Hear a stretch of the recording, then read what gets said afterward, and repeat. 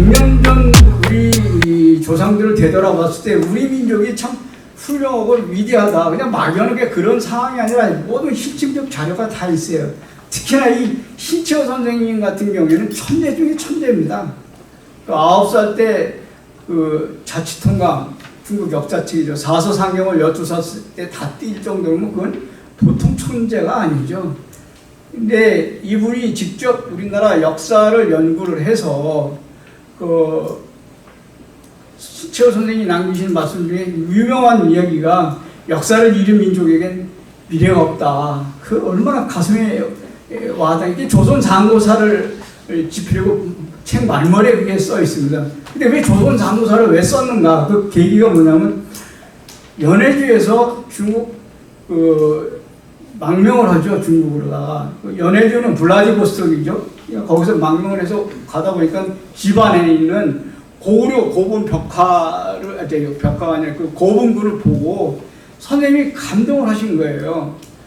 이 고구려 유적지하고 발해 유적지를 갖다 한 번 보는 것이 차라리 김부식이가 썼던 조선 그 삼국사기 고구려사 10,000번 읽는 것보다 낫다고 해서 김부식이를 엄청나게 사대주의자를 비판하면서 조선 상고사를 씁니다. 첫머리에 역사가 잘못됐기 때문에 역사를 잃은 민족에게는 미래가 없다라는 얘기고 그 나라에 시저 같은 영웅이 있어도 백성이 알지 못하면 없는 거나 마찬가지고 나폴레옹 같은 위대한 인물이 있어도 백성이 알지 못하면 없는 거고 마찬가지다. 그러니까 역사를 모르면 나라가 망한다고까지 표현하셨던 분입니다. 얼마나 그 가슴에 맺혔으면은 우리 그 그 폴란드에 있는 그 아이슈비츠 수용소에 가면 다음과 같은 글이 써 있습니다. 아이슈비츠보다 더 무서운 것이 인류가 이것을 점점 잊혀져 가고 있다고 해요. 자, 여러분, 잊혀져 가는 건 뭘까요? 알고 있는 사실을 기억에서 망각하는 것인데 우리는 우리의 역사를 처음부터 알지 못한다는 게 더 무서운 거 아니겠습니까? 그래서 우리가 지금 뼈저리게 지금 겪고 있는 거죠. 그럼에도 불구하고 아까 말씀드린 대로 청산리 전투하고 봉어동 전투라는 것이 어느 정도 유명하냐면 청산리 전투는 세계 전쟁사에 나옵니다. 여러분 우리 그 4대 대첩을 꼽으라 그러면 을지문덕 장군의 사수대첩 결국은 그 수나가 고구려 쳐들어왔고 결국은 을지문덕 장군의 사수대첩으로다가 첫 번째 대첩으로 망해갖고 당나라가 들었었지 않습니까? 그 다음에 귀주대첩, 그럼 거란족, 요 나라가 고려를 쳐들어왔습니다. 강강천 장군의 귀주대첩으로 해서 결국은 요 나라가 멸망하고 여진족의 금나라가 들었었잖아요. 그 다음에 세 번째가 이순신 장군의 그 유명한 명랑대첩이 있잖아요. 그리고 그 임진왜란이라는 것은 7년 동안 긴 전쟁 속에서 도요토미 히데요시가 죽고 도쿠가와 이에야스가 들어갔고 도쿠가와 막부 정권이 들었습니다. 그리고 지금 금방 말씀드려도 청산리 대첩을 이뤘다는 거예요. 그러면 왜 그 청산리 대첩이 유명하고 우리가 기억해야 할 것이 뭐냐면 일본이 그 청나라를 물리치고 그때서부터 세계 강국으로 들었습니다. 그리고 러일 전쟁을 갖다가 물리친 일본이 대단한 놈들이에요. 그런 거 보면. 근데 그렇게 연전연승해갖고 결국은 태평양 전쟁까지 이어지지만 그 과정에서 우리나라 뭐 군대가 있습니까? 뭐가 있습니까? 아무것도 없는 그런 상황에서 홍범도 장군이라다가 보호돈 전투에서도 그렇고 김자진 장군도 그렇고 그 엄청난 전과를 올렸다는 것은 우리가 여기서 좀 그 과정들을 쭉 좀 설명을 하고 싶은데 좀 생략을 해야 될 것 같아요. 시간상. 그러면은 오늘 강의할 내용에 대해서 요약을 하려면 그러면 우리 민족이 이렇게 막연하게 이렇게 훌륭하다 이런 차원이 아니라 우리 인류가 근대화가 돼갖고 지금 현대까지 오기까지 하다못해 우리 민족이 오늘날 코로나19 사태를 갖다 대처하는 것까지 놓고 봤을 때 인류 역사상 있을 수 없는 일이 우리 민족에서 지금 벌어지고 있는 겁니다. 여러분 뿐만 아니라 이제 맨 마지막 부분인데 이게 우리는 지금 현재 세계가 인정한 선진국이 됐어요. 코로나19 사태를 해결하는 걸 보고. 그리고 또 한 가지 우리가 또 느껴야 될 것이, 여러분 영화 부분에서 그렇잖아요. 영화는 그 아카데미상은 서양 사람들만 받는 거지 왜 한국 사람이 어떻게 그 아카데미상을 받습니까?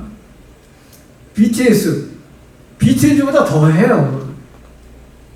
이런 잠재력이 있는 것이 우연이 아니다 라는 것을 저는 말씀을 드리고자 합니다. 우선 그 첫 번째 순서부터 제가 좀 드리고 싶은 말씀은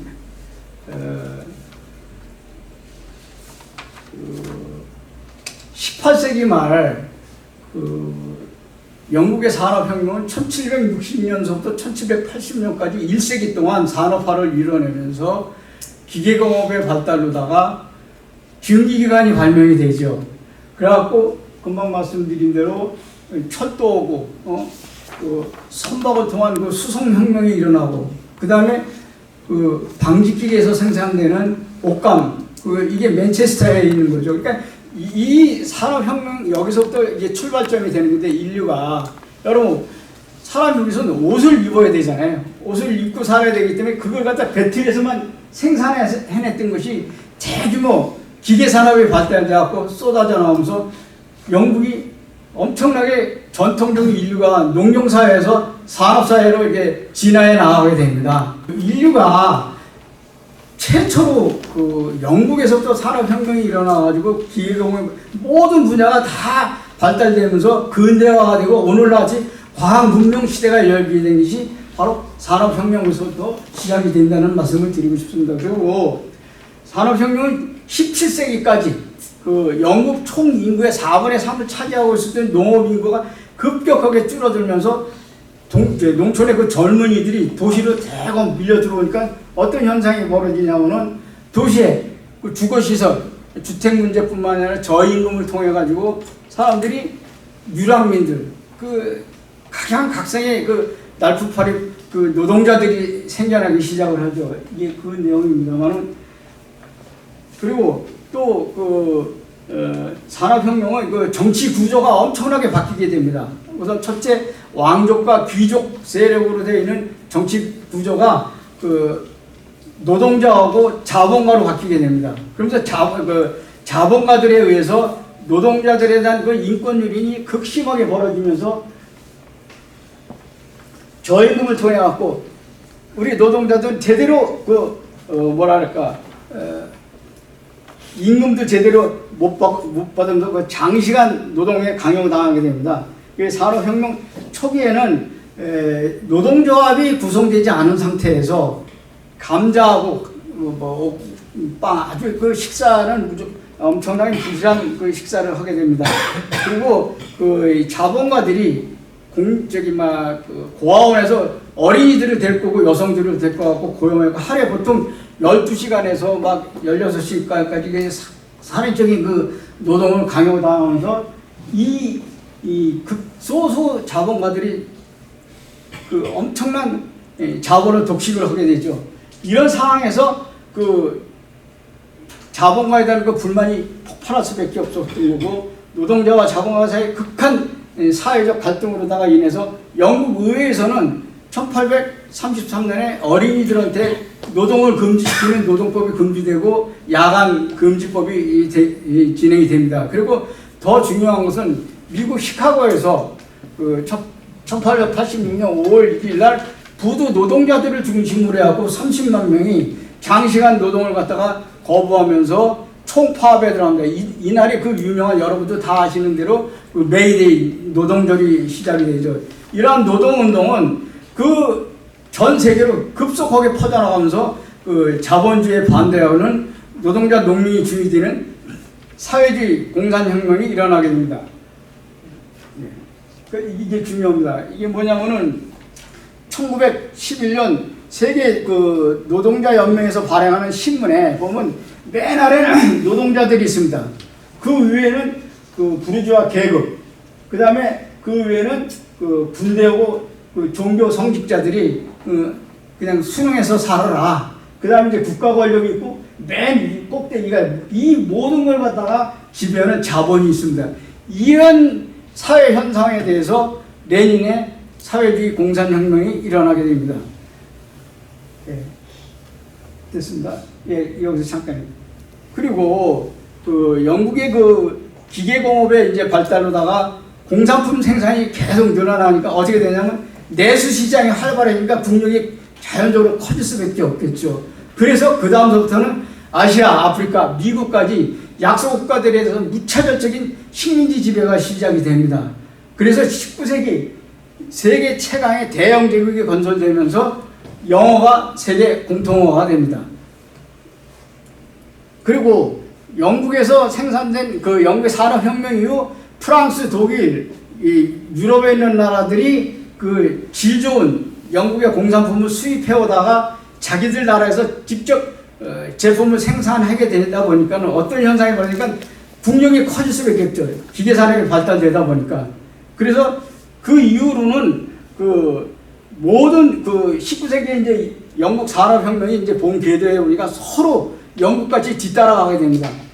왜냐하면 영국까지 뒤따라가지 않으면 침략당할 수밖에 없어요. 왜? 산업혁명이 일어나고 난 다음에 기계산업이 발달되니까 무엇이 발달되냐면 무기, 기관총이라든가 대포 같은 그런 무기들이 발달하고 나니까 결국은 영국하고 똑같이 산업화에 성공하지 못하면 침략당할 수밖에 없단 말이에요. 그래서 영국에서 시작된 그 기계산업은 전 유럽으로다가 그 프랑스, 독일, 이태리, 네덜란드로다 아주 그냥 암소포가 퍼져나가듯이 급속하게 퍼져나가기 시작해갖고 그래서 오늘날 G7 국가들이 대부분 그 유럽 국가들이에요. 그게 오늘날 제국주의 시대를 만들게 되는 겁니다. 그래갖고 이 산업화가 일어나고 나니까 기술이 발달하니까 자본주의하고 자연적으로 뭐가 발달하니까 제국주의 시대가 열리게 되고 유럽을 세계의 지배자로 만들면서 철도와 선박을 따라서 그 통용되는 그 힘이 유럽의 힘이 전 세계로 퍼져나오면서 서양에 대한 그 숭배로 빠져들게 만듭니다.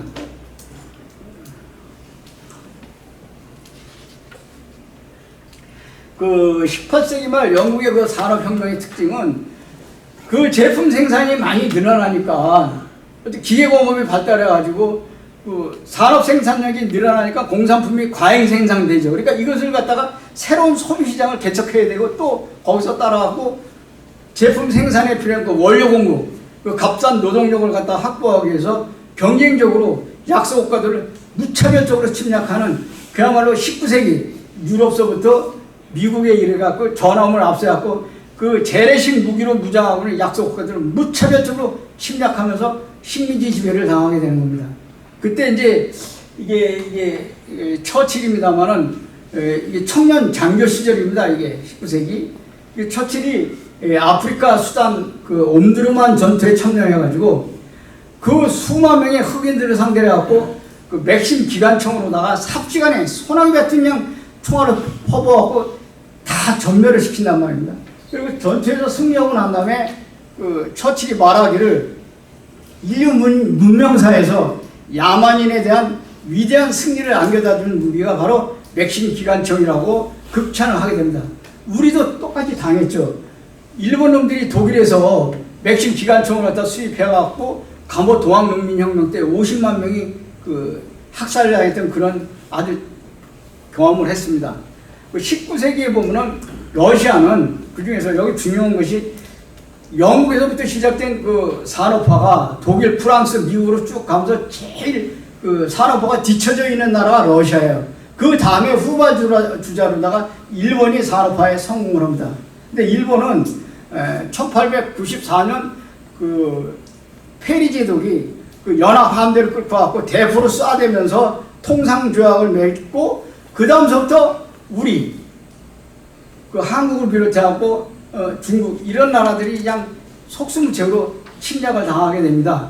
그리고 그 제국주의 강대국들이 약소국가들에 대해서 그냥 치열하게 식민지 쟁탈전이 벌어집니다. 그래서 아시아, 아프리카에 있는 그 약소국가들은 유럽, 그 다음에 미국, 일본 이런 나라에 속수무책으로 식민지 지배를 당하게 됩니다. 근데 18세기 그 제국주의 강대국들이 영국, 프랑스, 독일 이런 나라들이 그 서양 세력들이 동양을 향해서 그 중국과 조선을 침략해 들어왔을 당시에 그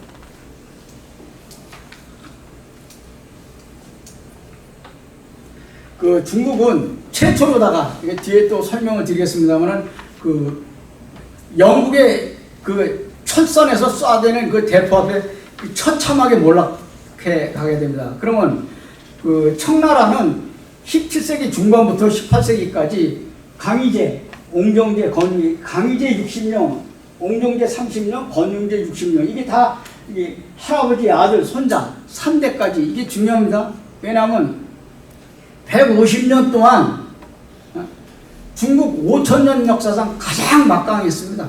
이때가 세계 최강대국이에요. 그때가 아까 말씀드린 대로 17세기 중반부터 18세기까지입니다. 이런 중국이 그 오늘날 여러분 지금 그 모든 중심이 미국 중심이지 않습니까? 오늘날 그렇지만은 적어도 그 19세기 초반까지는 청나라가 세계 재산의 세계 재산의 절반을 차지할 정도로 다 가장 막강한 나라예요. 근데 오늘날 여러분 그 세계 공동화폐가 달러가 지금 공동화폐잖아요. 근데 18세기까지 중국 이 은화가 세계 공동화폐입니다. 여러분 지금 우리가 쓰고 있는 은행이라는 말이 어디서 나왔냐면 중국에서 처음에 나왔습니다. 이때의 얘기예요. 그게. 은은 돈, 은자, 행은 돌아다닌다. 이러한 중국이 그때 그렇게 막강했던 그 힘은 이 은화가 세계 공용화가 될 정도로다가 그 막강했던 힘이 이 동양 문명의 중심이었던 이 청나라가 영국과 아편 전쟁을 통해 갖고 급속하게 몰락하게 됩니다. 그리고 반대로 똑같은 시기에 일본은 그 아까 말씀드린 대로 그 미국 페리 제도에서 통상 조약을 맺고 난 다음에 이토 히로부미를 비롯해 갖고 천민 사무라이들이 메이지 유신이라는 쿠데타를 일으켜 갖고 힘을 키워나가게 됩니다. 그리고 옮겨주세요. 그 다음에 이게 우리가 인류가 1789년 프랑스 대혁명이 일어나면서 우리 인류가 프랑스 대혁명은 자유, 평등, 박애를 내세우면서 전 세계가 왕이 나라의 주인이 아니라 백성이 나라의 주인인 민주공화제로 전환되어 가는 과정 속에서 일본이 가장 먼저 중국과 조선을 제끼고 가장 먼저 근대화를 해갖고 우리 일본의 양반 계급이라고 할 수 있는 사무라이 제도를 없애버리고 도쿠가와 막부, 쇼군이 일본을 다스렸단 말입니다. 도쿠가와 막부 정권이. 근데 쇼군을 갖다가 몰아내고 여기 16살 메이지 왕을 갖다가 중심으로 해서 독일의 입헌 군주제를 받아들여가지고 아시아에서 가장 먼저 근대화가 되어가지고 지금 오늘날과 같은 이때 당시 메이지 유신 이후에 정당 제도인 국회의원을 뽑고 내각을 구성을 하게 됩니다. 그게 메이지 유신이에요. 그리고 난 다음에 서양의 그 페리 제독이 대포를 쏘고 쳐들어왔던 그 방식 똑같이 일본도 역시 이게 운요가 이게 영국에서 사갖고 온 배입니다. 그리고 여기 앞에 보면 이게 일장이에요. 이 운요는 영국에서 사들여가지고 여기다 대포를 장착해갖고 강화도를 갖다 조선 침략을 시작했고 최초로다가 이제 세계 제국주의 침략 전쟁이 시작된 거죠. 그러니까 1868년에 메이지 유신은 군국주의 침략 전쟁의 시발점이라고 보면 될 겁니다. 근데 일본은 메이지 유신이 일어나기 전에 아까 말씀드린 대로 중국하고 조선하고 일본 동양 3개국 중에 가장 미개한 나라였었어요. 근데 일본이 중국하고 조선보다 미개할 수밖에 없는 그 근본 원인이 일본 국민 중에 99.9%가 문맹이다. 문자 해독률은 0.1%도 채 안 됐었어요. 근데 동양은 한자 문화권이기 때문에 한문을 알고 있는 사람은 일본 내에 누가 알고 있을까요? 법당에서 불교 외우는 스님은 글을 알아야 되잖아요. 그러니까 한문을 알 수밖에 없는 거고, 극소수의 관료들 외에는 구조적으로 글을 모릅니다. 그래서 그 메이지 유신이 일어나기 이전에 99%가 문명이었던 일본이 교육개혁을 단행해가지고 후쿠자와 유키치, 이게 이제 일본, 이게 아주 유명한 사람입니다. 이게 타라론을 주장했던 사람이에요. 이게 타라론이라는 건 여러분 아시겠지만 일본이 아시아 국가가 아니라 아시아를 탈출하고 서구 열강의 하나라고 그리고 헛소리를 하고 그 오만방자했던 주장했던 사람이 바로 이게 후쿠자와 유키치가, 이 사람이 장사꾼입니다. 무역했던 사람인데, 이 사람이 유럽하고 그 미국의 그 발달된 과학 문명을 소개한 책자가, 이게 학문을 권장하는 책자가 무려 300만 부 표장합니다. 그러면 그 당시 일본 인구를 비했을 때 3천만 명, 성인 남성 4명 중에 한 명꼴로 볼 정도로다가 이게 선풍적인 그런 관심을 갖게 되고, 일본 사람들이 서구 문명에 대한 높은 관심은 일본 근대화를 앞당기는데 결정적인 역할을 하게 됩니다. 그리고 이 유아쿠라 사절단이 이게 그 일본 그 개항의 관문이라고 볼 수 있는 그 요코하마 항에서는 1871년 12월 달에 유아쿠라 사절단이 출발했는데, 이때 이토 히로부미를 비롯해갖고 학생들, 교육자, 노동자 뭐 이런 사람들 107명이 출발을 하는데, 일본 이 사람들이 이 이와쿠라 사절이 전 세계를 돕니다. 이게. 근데 이 이와쿠라 사절단이 결국 일본이 세계 대국으로 가는 이게 최초의 스타트입니다. 이것이. 그래갖고 660일 동안, 적어도 1873년에 귀국을 하고 2년 동안 충분한 시간을 갖고 전 세계를 구석구석 돌아봅니다. 그리고 이 서구에 발달된 그 과학 문명에 대해서 너무너무 충격을 많이 받습니다. 근데 이제 나중에 좀 시간이 되면 질문해 주시면은 내가 이 부분에 대해서 자세히 내가 설명을 할 수가 있어요. 몇 가지. 그래, 어쨌든 이 사람들이 그 서구 문명에 발달된 과학 문명을 보고 요 얘기 꼭 해드리겠네요. 이와쿠라가 그 유럽을 방문했을 때 제일 크게 놀란 나라가 두 나라입니다. 하나는 영국이에요. 영국이 아까 봤듯이 그 방직기계에서 생산되는 어마어마한 그 산업 생산력에 대해서 그 동양은 뭐 배틀로만 짰잖아요. 옷감을. 근데 옷감이 그냥 기계에서 쏟아져 나오는 걸 보고, 영국이라는 나라는 나라 전체가 공장이라 해도 과언이 아닌데 일본을 부흥 발전시키기 위해서 이게 보고서에 나옵니다. 해외에 나온 게 겁이 난다고 해서 겁이 난다. 이게 누구한테 그 태정 대신한테 그 편지를 씁니다. 보고서를. 무섭다. 서구가 이렇게. 그리고 아주 그냥 기가 막히게 그 당시에 발전된 그 우리나라 요즘과 같은 현대식 건물들이 들어선 거 보고 깜짝 놀라갖고 겁을 낸 거예요. 또 한 가지는 뭐냐면 독일을 방문하고 난 다음에 일본이, 결국은 이 얘기는 내가 좀 해드리겠습니다. 일본이 이와쿠라 사절단이 660일간 2년간에 가지고 전 세계를 다 돌아보고, 두 번째 나라가 독일에 가갖고 뒤집어집니다. 독일은 그때 당시 비스마르크가 여러분, 독일이라는 나라가 없었어요. 신성 로마제국 체제에는 나라가 350개 연방으로 되어 있었습니다. 이거 영국의 앵글로색슨 정책에 의해 갖고 얘기가 딴 데로 흐릅니다만, 어쨌든 이건 말씀을 드릴 것 같아요. 이게 이 비스마르크가 전 독일을 통일해가지고 이 이와쿠라 사절단을 갖다 만납니다. 그 당시에 독일이라는 나라는 앞으로 경제력과 군사력을 키울 거다. 외교에서 가장 큰 힘은 군사력이다. 따라서 군사력을 키우지 않으면 당한다. 그러니까 니네들 먼 나라 동양에서 왔으니 다른 거 생각하지 말고 산업화를 이뤄라. 그게 결국은 독일하고 일본하고 동맹을 맺어갖고 독일의 모든 헌법, 사회제도, 이것은 뭐냐면, 자, 비스마르크가 1862년에 초대 수상이 됩니다. 최초로 다 350개 연방을 갖다 다 통일해가지고 비스마르크가 독일 수상이 돼갖고, 프로이센 제국 독일이 탄생되죠. 그래갖고 계속 1차 세계대전, 2차 세계대전 다 전쟁을 일으키게 되는데, 그때 비스마르크가 한 말을 갖고 일본이 그 이토 히로부미 이런 사람들이 크게 탐복을 해갖고 맞다. 우리 일본의 근대 국가의 모델은 독일에서 찾아야 된다.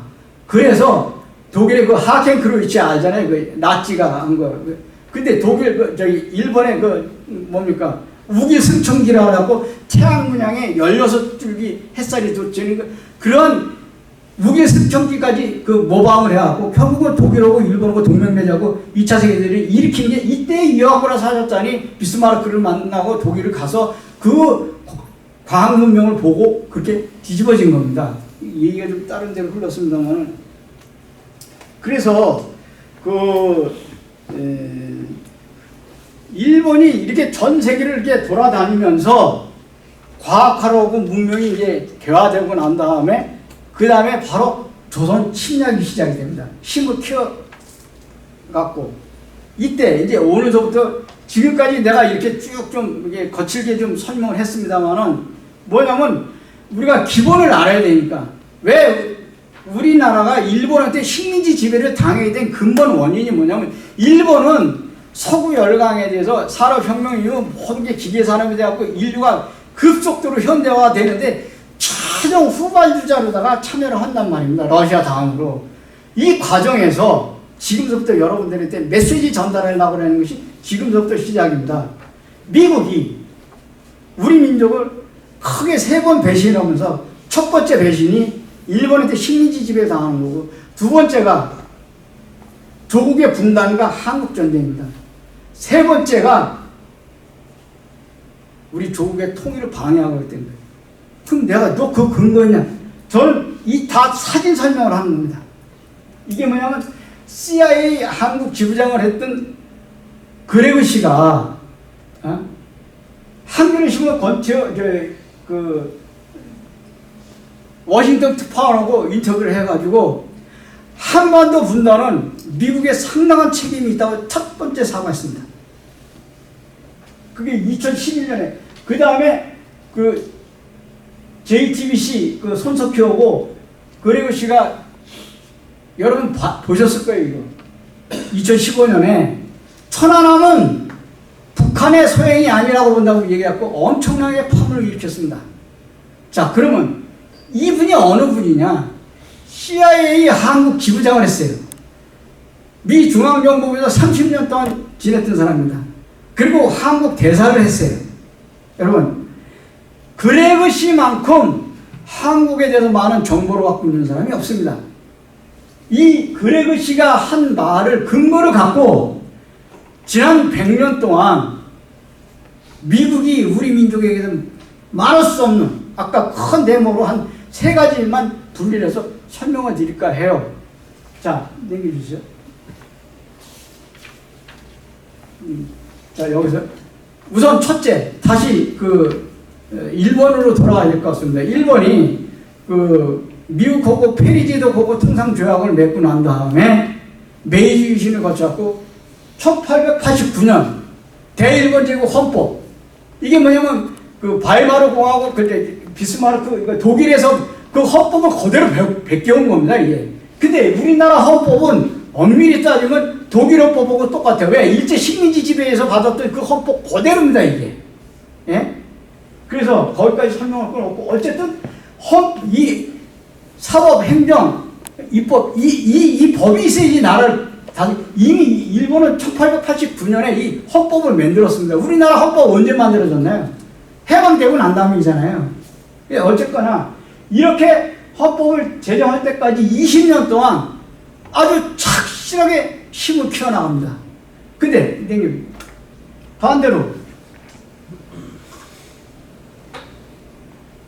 중국은 아까 말씀드린 대로 1842년 영국과의 아편전쟁을 시작으로 우리는 프랑스하고 1866년 병인양요 이러는 이때 병인양요 침략받습니다. 그 다음에 1871년 미국 심의양요 이렇게 외국 세력들에게 동북아 삼국은 외국 세력들에게 아까 말씀드린 대로 산업혁명 이후 이 발달된 과학기술을 가지고 대포를 받고 약소국가들은 무참하게 침략해 들어왔을 때 이게 서세동점이라고 하잖아요. 서양 세력이 동양을 향해서 침략해 들어왔다. 그때 일본은 섬나라에서 조용하게 힘을 키워나갑니다. 그리고 산업화를 이루고 완전히 탄탄대로로 갑니다. 그래갖고 그 힘을 이용해서 됐어요. 그 당시에 어떤 상황이 벌어지냐면, 자, 러시아, 청나라, 일본, 이 동양 삼국이 지금도 마찬가지입니다만 우리 조선을 침략하려고 호시탐탐 노리고 있습니다. 이때 문제의 미국의 알렌 공사가 이게 의사예요. 이 알렌 공사가 고종한테 접근해갖고, 우리 미국은 쌀이 많이 나는 나라다. 그리고 거리적으로 멀리 떨어져 있기 때문에 굳이 우리가 조선을 침략할 이유가 하등이 없다. 그러니 지금 조선이 촛불 앞에 등불로다가 이 강대국에 의해서 언제 침략당할지 모르니까, 혹시 조선이 침략당하게 되면은 미국이 즉각이라는 표현을 씁니다. 즉각 군대를 파견해서 조선을 지켜주겠다고 약속을 해요. 고종임금님은 그 감언이설에 속아갖고 최초로다가 1882년에 조미 통상조약을 맺습니다. 그 당시에는 이 고종임금 입장에서는 동북아 국제정세에서 몹시 불안했고, 무엇보다도 일본이 미국과 통상조약을 맺고 난 다음에 미국의 발달된 과학문명을 갖다 도입해가지고 일본이 엄청나게 발전된 거에서 한편으로 생각하면 불안하기도 했지만 또 한편으로 생각해서 엄청나게 부럽기도 했었단 말입니다. 그런데 만약에 지금 미국과 통상조약을 맺고 나면은 우리나라도, 우리 조선도 일본같이 강대국이 될 수 있다는 그 기쁨에 넘쳐가지고 엄청나게 기뻐했다고 해요. 그 기록에 보니까.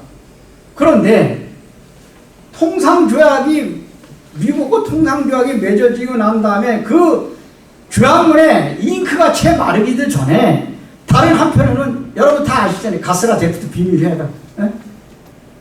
일본이 조선을 침략하는데 미국이 눈 감아주고, 미국이 필리핀 침략하는데 일본이 눈 감아주고, 이 첫 번째 배신이 가스라 데프트 협약으로 인해서 우리나라가 일본한테 식민지 지배를 그냥 당한 거예요. 이게 미국의 첫 번째 배신입니다, 이게.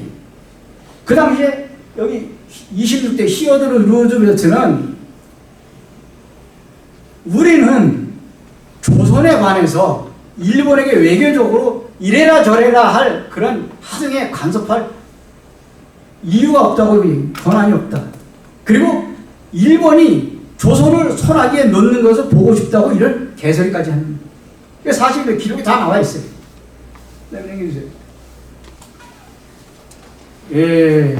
두 번째가 여기 나오는 대로 우리 두 가지 이유로 인해서 분단이 됩니다. 첫 번째 이유는 뭐냐면 태평양 전쟁 당시 일본하고 미국하고 전쟁이 붙었을 당시 미국은 미군의 희생을 줄이기 위해서 소련을 끌어들인 대가로 우리나라가 분단이 됩니다. 아까 여러분 내가 모두에 말씀드린 대로 시철 선생님 말씀을 꺼냈잖아요. 역사를 잃으면은 나라가 망한다고 했잖아요. 우리 이런 거 일찍이 알았으면은요, 이 나라가, 미국이 여기서 제대로 있겠어요? 나중에 얘기할게요. 이거 생각만 하면은 참 많이 분해고 그래요. 근데 태평양 전쟁 당시 미국은 일본하고 상대로 전쟁했을 때 엄청나게 희생을 많이 치른다. 여기 무수히 많은 섬들을, 이거 다 인도 차이나 반도, 남양군도라고도 하죠. 이 수많은 섬들을 갖다 하나하나 점령해 들어갈 때마다 미 해병대가 수천 명씩 죽어나갔습니다. 그리고 일본 놈들은 옥세 작전이에요. 옥세라는 건 뭐냐면 아름답게 죽는다는 뜻이에요. 최후의 1인까지 활복 자살하면 했지. 항복이라는 몰라요. 여러분 기억하는지 모르지만 아직 좀 오래된 얘기입니다만, 남양군도에서 해방들이 2차 대전이 끝났는데 30년 동안 동무 속에서 있었다고. 내가 그 사진을 좀 갖고 올라가다 내가 못 챙겨왔습니다만, 그 정도로다가 높은 절벽에서 떨어져 죽으면 죽었지 절대 항복하지 않는단 말이에요.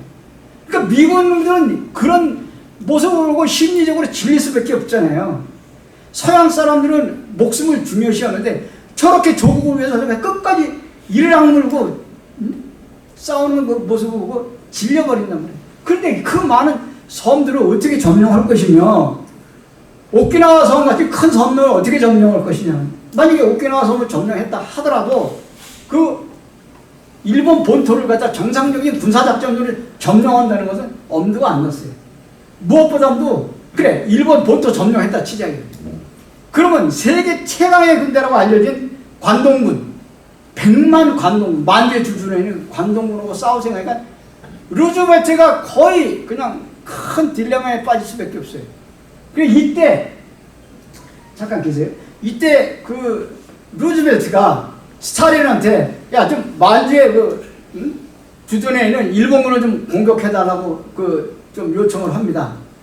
그러니 그 당시에 그 독일하고 이것도 여러분들 좀 설명을 드려야 되겠습니다. 여기 자료에 없는 내용인데 그 당시 그 소련은 독일 2차 대전에 이제 독일군하고 엄청나게 큰 희생을 치른다. 여러분 이거 상식적으로 좀 알아두고 계세요. 여러분 유럽 전선에서 미군하고 영국군, 독일군 다 합해서 죽은 사람이 몇 명이야? 4,700만 명이 죽습니다. 2차 세계대전 당시에. 그런데 소련군은 얼마 2,900만 명이 죽었어요. 소련 단 한 나라가. 그 자료에 정확하게 있습니다. 근데 유럽 전선에서 연합국 승리했다고 하는데 그게 미국은 몇 명이 42만 명밖에 안 죽었어요. 근데 우리는 모든 역사를 미국 중심으로 배웠단 말이에요. 미국이 주도해서 다 이긴 걸 천만에 만만에 맞습니다. 독일군하고 소련군하고 전투해서 독일군이 570만 명이 사망하는데 그 중에 80%가 소련군하고 같이 전투해서 죽었단 말이에요. 내가 왜 이 얘기를 하냐면 레닌그라드, 지금은 상트페테르부르크를 얘기하는 겁니다. 레닌그라드 봉쇄 작전이 펼쳐지는데 1941년 8월 달서부터 3년 동안 무려 독일군한테 완전히 포위당해갖고 100만 명이 죽습니다. 소련군. 예? 그런데 그렇게 엄청난 희생을 치르고 있는데 루즈벨트가 야 우리 미군이 많이 죽으니까 여기 좀 관동군 좀 쳐달라면 그게 되겠습니까? 아니 지금 유럽 전선에서 독일군하고도 싸우기도 지금 이렇게 우리가 많은 희생을 치르는데 또 일본하고 두 개 전선에서 동시에 전쟁을 치른다는 건 이게 도저히 불가능한 일이다. 그래서 못 받아들이겠다고 거절을 해요. 그런데 미국이 너무너무 많은 그 사상자가 나니까 다시 한번 그 테헤란 회담 이때 또다시 참전을 요청을 합니다. 그때는 이미 미국이 핵무기가 개발이 되지 않은 상태예요. 그래서 스탈린을 만나갖고 야 당신네들 좀 소련군이 좀 여기 좀 관동군을 좀 쳐달라고 하니까 같은 연합국인데 그래서 소련도 그 제안을 끝내 스탈린도 거절하지 못해요. 그래 참전을 하겠다. 그 대신에 독일이 하나의 전선을 끝나고 난 다음에 참전을 했지 같이는 못하겠다. 그러니까 독일이 패망하고 난 다음에 3개월 있다가 내 대일본전에 참전을 하겠다고 약속을 해요. 그 대신에 자 이때 이게 중요합니다. 이 핵심적인 얘기예요. 그 대신에 조건을 제시합니다. 소련이 관동군 쳐주는 조건으로다가 과거 제정 러시아가 짜르가 있었을 때 제정 러시아가 동북아에 갖고 있었던 그런 기득권을 인정해달라고 하니까 미국 입장에서 이거보다 더한 걸 요구해드려도 받아들일 판이에요. 이게 바로 훗날 우리가 한반도가 분단되는 결정적인 원인이 됩니다. 예? 그래서 이걸 받아들여요. 우리나라 이유가 어쨌든 우리 관심도 없어. 미군 희생만 줄이면 되지. 이 제안을 받아들이는데 그래서 그 당시 그 스탈린 입장에서는 그 약속을 소련이 독일이 패망하고 난 다음에 3개월 있다 그 약속을 분명히 지킵니다. 근데 그 전에 이 조르게라는 아주 유명한 스파이입니다. 이 조르게가 누구냐면 독일 프랑크푸르트 신문사 동경 특파원이었었어요. 이게 간첩입니다. 국제 스파이인데 이 당시에는 일본하고 독일하고 동맹관계에 있기 때문에 이 신문사 기자 입장에서는 고급 정보를 갖다 마음껏 하고 일본이 이 전쟁을 더 이상 수행하지 못할 것이다. 곧 망한다는 걸 갖다 이미 정보 분석해갖고 스탈린한테 계속 보낸 거예요. 그런데 미국은 일본에 대한 정확한 정보가 없어갖고 이 전쟁이 한 1년 이상 끌 것 같으면 100만 명 이상이 희생당할 거 저는 그때 그렇게 생각을 했었습니다. 그런데 약속대로 스탈린은 독일이 1945년 5월 9일 날 한국선언을 한 지 딱 3개월째 되는 날, 90일째 되는 날 대일본 선전포고를 합니다. 바로 그날이 1945년 8월 6일 히로시마의 원자폭탄이 떨어지고 8월 9일 날 나가사키의 원자폭탄이 떨어지고 이미 일본은 전쟁을 수행할 수 있는 상황이 안 되는 거예요. 그러니까 독일이 선전포고하니까 그 막강하다는 100만 명의 이 일본 관동군들이 총알만 안 쏴고 그대로 항복한 거예요. 그러니까 소련의 탱크 부대가 전 속력으로 다 만주 허허판에 그냥 진격해 들어가갖고, 자 보세요. 8월 9일 날 선전포고 8월 10일 날에서 바로 어디로 가요? 평양까지 들어온단 말입니다. 일본이 항복하고 이때 그 넘겨보세요. 이게 평양까지 들어와갖고 남한에 있는 일본군을 몰아낸다는 명분으로다가 부산까지 점령하는 건 그야말로 시간 문제예요. 예? 그 당황한 건 누가 당황하냐? 미국이 당황하죠. 왜? 미국은 한반도까지 들어가려면 적어도 한 달 내지 두 달은 걸린단 말이에요. 근데 얘네들 육지로 그냥 쫙 들어오니까 이미 벌써 평양까지 들어왔는데 한반도 전체가 다 공산화될 것 같다 불안하니까 그때 당시 이미 일본이 항복 선언하기 전에 1945년 8월 10일 날 워싱턴 시각으로 자정무렵에 SWNCC 국무성 해군선 전쟁선 국무위원회에서 번스틸 오브 딘러스크하고 이게 작전국 국방부 작전국에 있고 이 대령한테 두 가지 조건을 제시합니다. 다른 게 아니라 한반도 분단선을 그으라고 해요. 그게 인천하고 수도 서울을 남쪽에 있게 하고 요 조건만 맞으면 바로 분단선을 그으라고 딱 제안을 합니다. 그러니까 이 두 친구가 우리 한반도 지도를 갖다가 서가에 가서 막 지도가 없어. 근데 마치 이 지도가 뭐냐면 여러분 많이 보잖아요. 벽에 붙은 지도, 세계 지도 같은 거 많이 이제 그걸 마치 내려가지고 이게 뭐 어떤 기록에 보면 뭐 10분도 안 걸렸다고 해. 쭉쭉쭉쭉 해보니까는 이게 파란색으로 된 게 그거예요. 그래갖고 38선을 긋은 거예요, 이게. 우리 의사와 전혀 관계없이 한반도 문제에서 어떤 전문가들한테 조언을 받지 않고 UN 일반 명령 제1호로다가 이게 바로 채택인데 이게 오늘날까지 이렇게 분단이 올 거라고 누가 상상이나 했겠냐 말이야. 이걸 가지고 소련 스탈린하고 딜을 합니다. 야, 여기 38선 이남은 우리가 지배할 테니까 여기서 더 이상 내려오지 마. 그러니까 스탈린이 기다렸다든지 그걸 딱 받아들입니다. 왜냐? 미국도 너무 깜짝 놀란 거예요. 부산까지 점령하는 거는 그야말로 시간인데 이게 그렇게 너무 쉽게 스탈린이 이 제안을 받아들이니까 그 대신에 스탈린은 다른 생각을 갖고 있었던 거예요. 좋다. 한반도 이남은 니네들이 먹고 그 대신에 북해도 이게 답이 맞아요. 이렇게 했어야 되는 거예요. 함정적인 거예요. 북해도 오고 저쪽은 지도 우리가 일본 분할 점령하는 걸 갖다 역제안을 한단 말이에요. 그러니까 그때 당시 트루만 대통령이 있었을 때 루즈벨트 다음에 그러니까 펄펄 뛰는 겁니다. 무슨 헛소리냐고. 이때 3차 세계대전이 일어나기 일본 직전까지 간 거예요. 유럽 승전국 사령관 패튼 장군이 탱크부대 패튼 장군이 모든 탱크를 갖다가 소련 모스크바 쪽으로 딱 겨냥해갖고 작전 명령 떨어질 때만 기다리고 있었다고 그래요.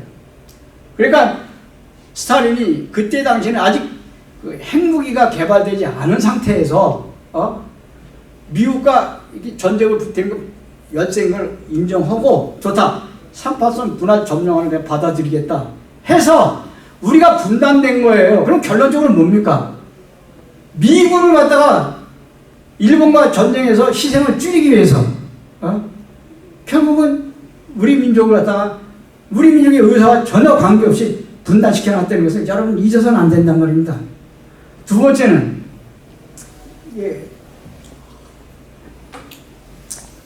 우리가 흔히 얘기하는 모스크바 삼상회의, 그러니까 2차 세계대전이 끝나고 난 다음에 우리나라의 독립 문제를 갖다가 거론하기 위해서 영국, 미국, 소련 외무부 장관 3개, 그리고 모스크바 삼상회의에서 회의를 하는데, 소련은 한국에서 즉각적으로 독립을 시켜주라 라고 주장을 하는데, 미국이 무슨 소리냐, 한국은 다시 식민지 지배를 해야 된다, 그게 신탁통치예요. 그 안에 제시를 합니다. 근데 이거를 동아일보가 바로 정반대로 보도합니다. 미국은 즉각 독립을 갖다 주장했는데 소련이 우리나라 또다시 식민지 지배하고 신탁통치한다고 정반대로 보도를 한 거예요. 그때 당시에 신탁통치 안을 주장한 것은 소련이 아니라 미국이었었어요. 그 왜 동아일보고 조선일보가 이렇게 거짓 보도를 하냐. 이 친일파들이 자기네들이 살아남기 위한 수단으로 다 한반도 분단을 갖다 책정을 했고, 미국하고 딱 손잡고 이게 분단 정책을 핀 거란 말이에요. 그 당시 우리나라 백성들은 해방과 동시에 즉각적으로 자주독립국가를 건설하는 게 큰 희망이었는데, 미국은 우리나라에 대해서 즉각 자주독립국가를 갖다가 약속하고 그렇게 노력을 해주는데, 반대로 소련이 우리나라 또 식민지 지배를 한다고 하는 정반대로 보도를 해왔고, 좌익 세력을 증오의 대상으로 삼아왔고, 반공주의를 갖다 부추겨 이루면서 그 사이를 이용을 해서 이 친일파들이 살아남기 위한 수단으로 다 우리가 분단된 거예요. 그 당시라면 해방정국에서 그 당시 상황은 어떤 상황이었냐면은, 우리가 일본 놈들한테 지긋지긋하게 36년 동안 식민지 지배받고 종살이를 했는데, 해방과 동시에 새로운 독립국가 건설을 갖다 그렇게 꿈을 꾸었는데 또다시 강대국에서 식민지 지배를 받는다? 이건 도저히 상상할 수 없고 받아들일 수가 없었어요. 그래서 김구 선생하고 이승만이 좌익 세력은 조선인민당에서 반탁, 식탁통치 반대운동, 제2의 독립운동이라고 거세게 들불처럼 일어나는 겁니다. 전 백성들이 다. 근데 그거를 이용을 해서 동아일보고 조선일보가 마치 좌익 세력들은 식탁통치를 찬성하는 것처럼 왜곡 보도하고 백성들이 분노하고 엄청나게 반탁운동이 일어나고 결국은 이게 유혈폭동 사태까지 일어난다는 거예요. 아무 죄 없이. 이게 동아일보고 조선일보고 보도 한 번에 이렇게 해방정부에서 엄청나게 많이 죽습니다. 그러니 자기네들이 살아남으려니까 조국의 분단도 서슴지 않게 단행한 것들이 이 친일 세력들이라는 걸 잊어서는 안 된다는 것을 말씀드립니다. 그 다음에 이미 미국은 우리 해방되기 전에 워싱턴 회담에서 이 영국의 처칠이고 이든 외상하고 같이 회담을 해서 한반도 식탁통치안을 갖다 제안합니다. 이게 1943년에 있었던 일일 거예요. 잠깐 43년 맞아요. 이미 일본이 한국 선언을 하기도 전에 미국은 우리를 분단시켜야 돼. 이제 그 식탁통치 다시 해방시켜서는 안 된다고 그렇게 아주 그냥 계획을 잡아놓고, 그 다음에 또 이게 얄타회담입니다. 45년 2월 달에 미국, 영국, 소련이 얄타회담에서 뭐라냐면 루즈벨트가 한국을 앞으로 20년에서 30년 동안 또다시 식민지 지배를 해야 된다고 선언했어요. 여러분 이거 제대로 아는 사람 되게 많지 않아요. 한원구 교수야 박사시니까 너무나 잘 알지만, 그러면 왜 이렇게 해야 되냐, 이유가 있어야 될 거 아니에요. 루즈벨트 말하는 게 걸작이에요. 우리 한국 사람들은 조선왕조 시대에서 바로 일제 식민지 지배로 넘어갔기 때문에 민주주의를 해본 경험이 없다. 따라서 나라를 통치할 만한 그런 능력이 안 되니까 향후 20년에서 30년 동안 또다시 식민지 지배를 해야 된다. 그러니까 소련 스탈린이 무슨 소리냐, 20년에서 30년은 너무 길다. 짧으면 짧을수록 좋다고 제안합니다. 그래서 스탈린 주장대로 5년간 신탁 통치하는 것을 합의를 봅니다. 그래갖고 그 5년간 연합국이 지배를 하자. 근데 그 연합국이라는 게 뭐냐면 미국, 영국, 소련, 중국 이 4개국이 이렇게 합시다 라고 선언을 한 거예요. 근데 그 당시 잠깐 있어봐요. 그 당시 스탈린의 주장은 뭐냐면 한국의 즉각적인 독립을 하기 위해서는 임시정부를 세워가지고 그 사람들이 한국 정부를 통치하는 걸로 하고 4개 연합국은 실질적으로 보조 역할만 해주는 걸 하자. 그러니까 말이 신탁통치지 직접 통치하는 거는 대한민국 한국 사람들이니까 절대 주권에 침해당하지 않고 조선 사람들에 대한 그런 권리가 외국 세력에서 지배받지 않게 해야 된다. 왜? 일본은 이제 30년 동안 식민지 지배 당했는데 정서상 그거 맞는 거 아니에요? 예? 나 좌익이 아니에요. 그게 좋아. 좌익이라면 어때? 내가 왜 이 얘기냐면 대단히 스탈린 입장에서는 합리적인 제안이었었단 말이에요. 그럼 우리는 절대 여기 한국 사람들이 이래라 저래라 내각을 구성하고 뭐 이런 거에 대해서 절대 간섭하지 말자. 이거 뒤에 나옵니다. 이 얘기는. 왜 그런지. 소련 정책이 그래요. 근데 미국은 무슨 소리냐. 한국 또다시 지배해야 된다 라고 빡빡 우긴 거예요. 그래서 스탈린이 바로 그냥 밀어붙인 겁니다. 임시정부로 세워서 한국을 갖다가 임시정부가 통치하는 걸로다가. 그래서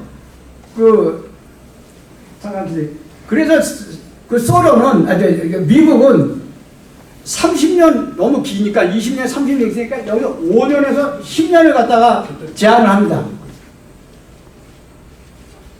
동아일보고 조선일보가 분단을 획책한 이유가 지금 나와요.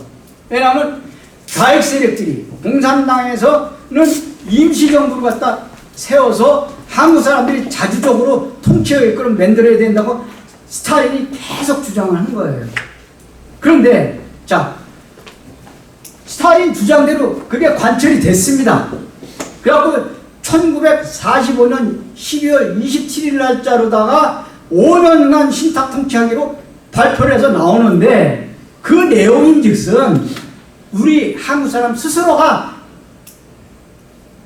국가를 운영하는 것이지 외세가 절대 개입하지 않는다.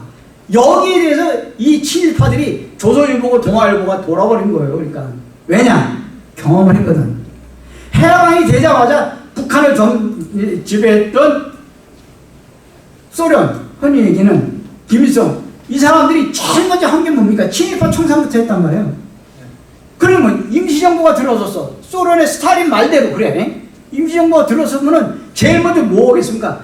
친일파부터 청산할 거 아니야. 그건 당연한 거예요. 이 지구상에서 내가 이따 다시 또 말씀드리겠지만 이 지구상에서 민족 반역자가 대통령을 대리해서 해먹는다? 이 창피한지 알아야지.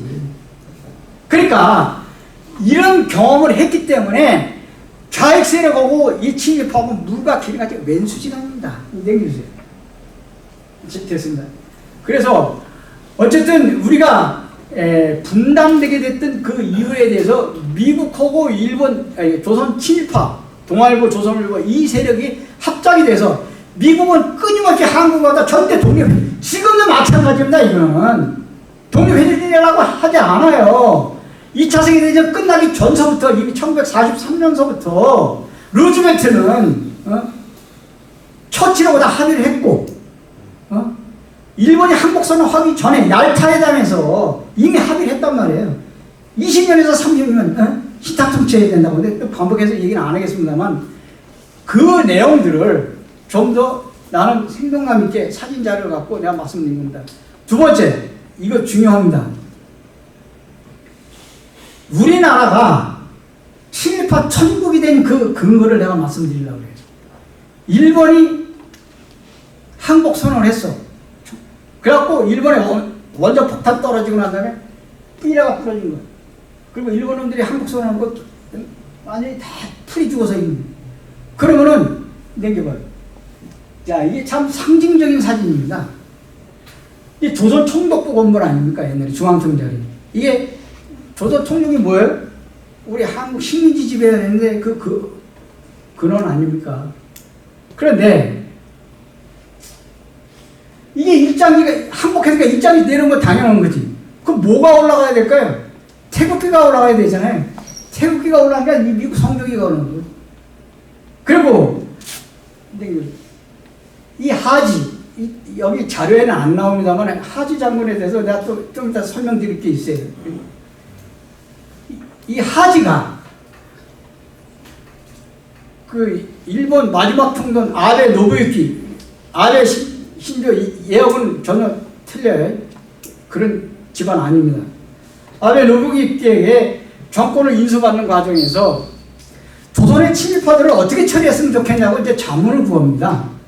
그러니까 아베 총독이 세 가지 예를 들어서 다시 쓰라고 해요.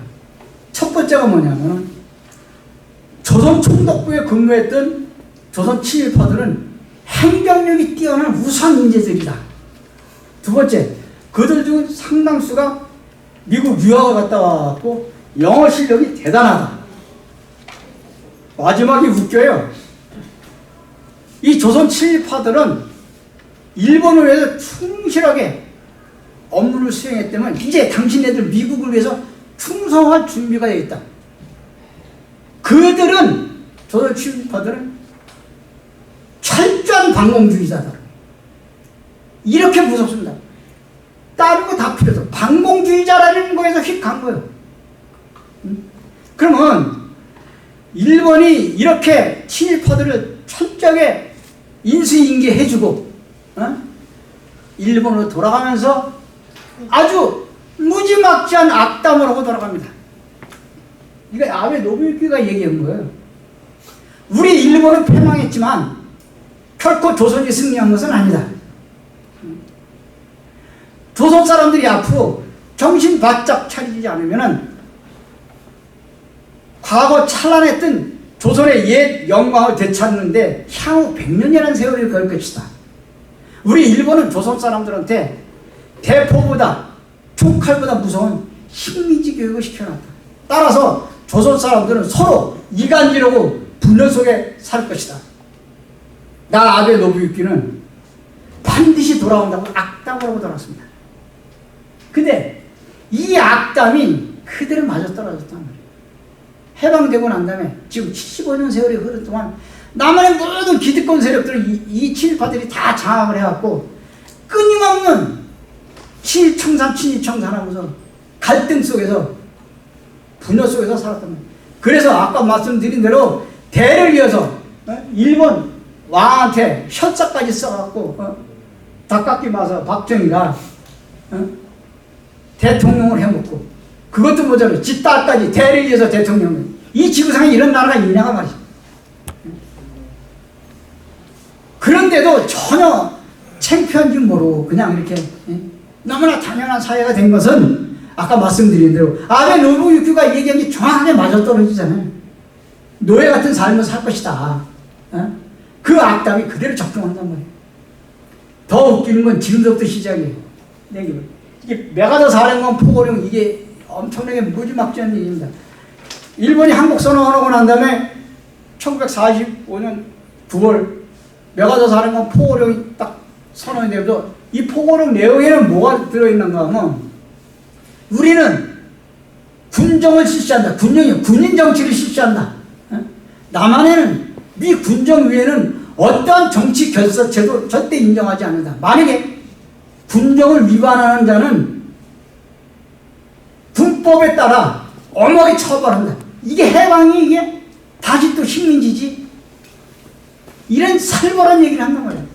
더 가관인 것은 친일파뿐만 아니라 일본 사람들도 그냥 현직에서 그대로 복귀하고 근무하라고 해요. 아 이거 진짜 이거 어떻게 표현을 해야 되나? 응? 근데 이거 정반대로 북한을 점령했던 스트크보 사령관은 포고령 1호를 통해서 여러분들의 일제로부터 해방됐습니다. 따라서 지지를 해체하고 토지개혁을 단행하고 모든 행정은 여러분들 손에 달려 있습니다. 이게.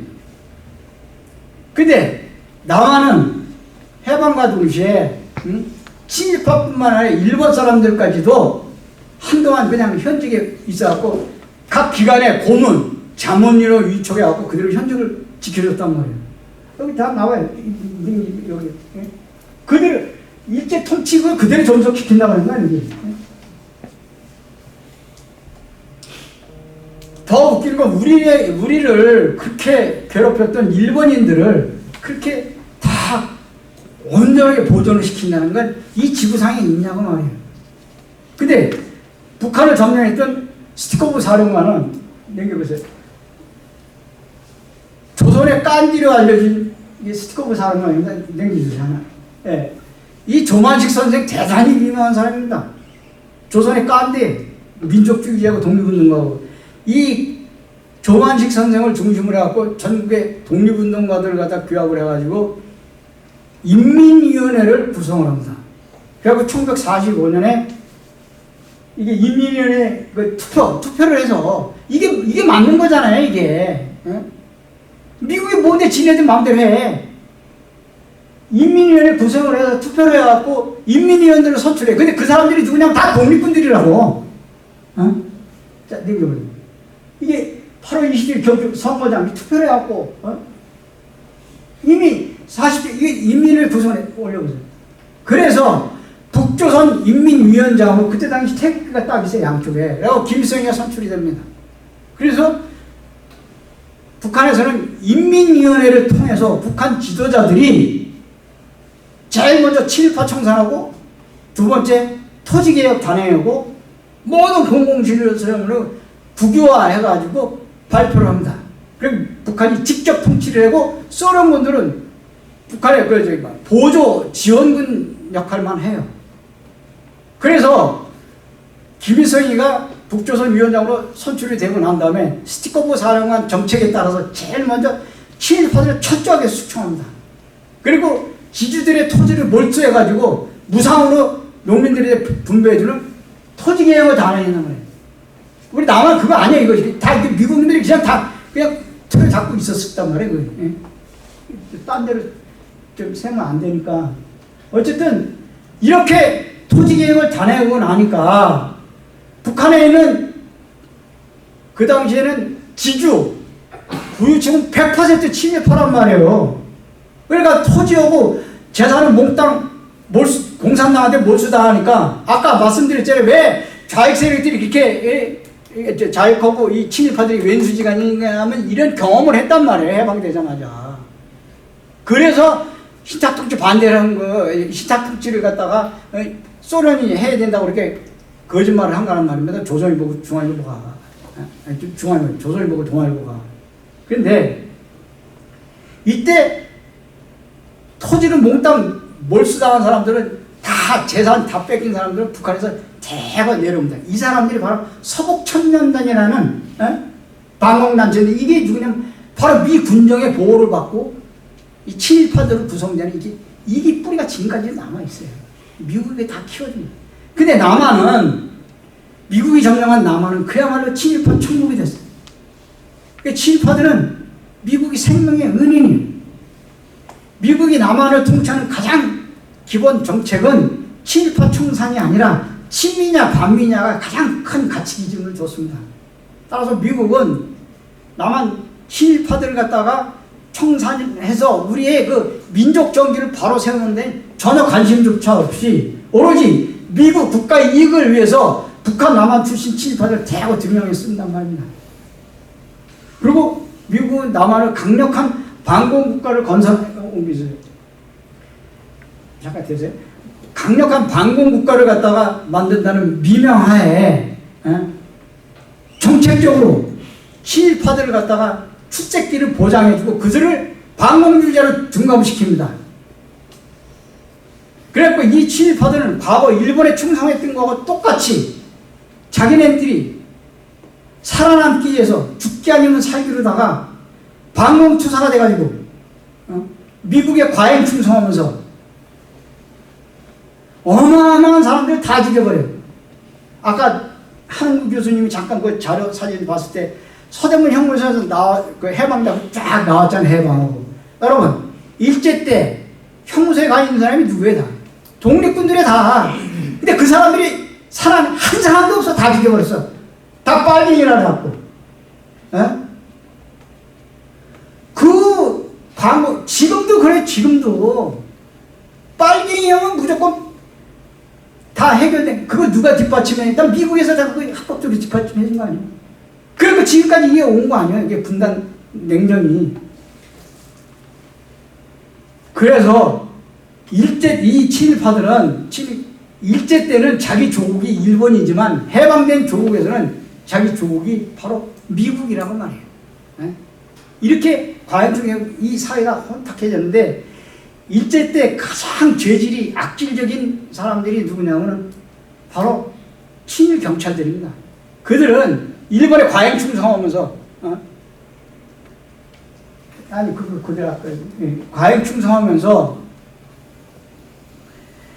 일본 사람들한테 치안일지를 한다는 명분으로다 무수히 많은 독립운동가 금방 아까 말씀드린 대로 다 잡아다가 그냥 사들이 다 죽여버렸어요.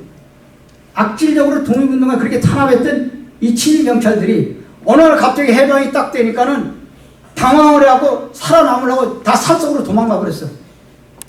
그런데 여기서 효과를 발휘한 게 뭐냐면 메가더 사령관 포고령을 통해서 현직으로 복귀하라 하니까 죽는 줄 알고 다 산속에 들어갔던 놈들이 전부 겨나와가지고 일제 때보다 더 높은 계급장을 달고 화려하게 등장한단 말이에요. 그게 이 사진이에요. 이게 뭐냐 하면 그 당시에 그 일제 때 경찰서장은 전부 일본 사람들이었고 그 밑에서 고등계 형사 쫄개 노릇했던 해방된 조국에서 서울에 10개 경찰서장 전부 다 친일 경찰들이에요. 이게 마걸린 대령입니다. 이 미군정 사령부. 이 사진이 참 이게 기가 막힌 사진이에요. 미군정 사령부의 마걸린 대령이 보고서를 냅니다. 지금 친일 경찰들이 1157명이 있다. 그게 누구냐면 다가 아니라 경위 이상 고급 간부, 경찰 간부가 1157명이 있는데 그 중에서 친일 경찰이 959명, 97%가 친일 경찰이라고 보고서를 내면서 그 뒤에다 뭐라고 쓰냐면 이 친일 경찰이 과거 일제에 훌륭하게 업무를 수행했다면 우리 미국을 위해서도 지금 충성을 다할 준비가 되어 있다. 따라서 친일파들을 청산해서는 안 된다는 결론을 내립니다. 그 이후에 벌어진 게 과관이 이렇게 되니까 이 친일 경찰들은 내 세상이 왔다면서 말이죠. 목에 힘을 주고 양 어깨에다 더 높은 계급장을 달고 엄청난 양손에 권력을 휘두르고 대로를 활보하고 돌아다니까 해방된 조국의 민중들은 그 상실감이라는 이름 말할 수가 없습니다. 결국은 해방된 지 딱 1년 만에 1946년 10월 1일 대구 민중항쟁으로 이어져요. 이게 민중항쟁으로 이어진 이유가 뭐냐면 대구 경북지방의 그 친일 경찰들이 과거 일제시대 방식 그대로 쌀을, 농민들의 쌀을 그냥 거의 강탈하다시피 공출이 알잖아요. 세금으로 걷어간단 말이에요. 그러니까 여기에 분노했던 그 조선 청년들이 친일 경찰 7명을 갖다가 무자비하게 토박 살인을 냅니다. 그 당시에는 상당히 이게 충격적인 사건이에요. 그러니까 막 대구 경북지방 일대가 막 민심이 흉흉하고 막 난리가 납니다. 그런데 시도 때도 없이 약 40여 명의 그 친일 경찰들이 밤낮을 가리지 않고 잔인하게 살해가 당합니다. 그러니까 미 군정에서 당황할 수밖에 없죠. 그러니까 아까 말씀드린 서북 청년단 친일 경찰 군인들을 갖다 대구로다 급파를 합니다. 그래서 결국은 진압하는 과정에 시위대를 상해서 노동자하고 그 대구 시민들을 상해서 이 친일 경찰들이 발포를 해요.